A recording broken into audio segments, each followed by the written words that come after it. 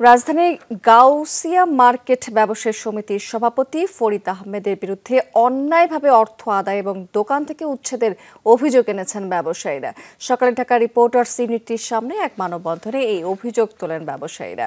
অভিযোগ করেন সেখানে যে ফরিদ আহমেদ রাজনৈতিক প্রভাব ব্যবহার করে মার্কেটের ব্যবসায়ীদের জিম্মি করে রেখেছিলেন।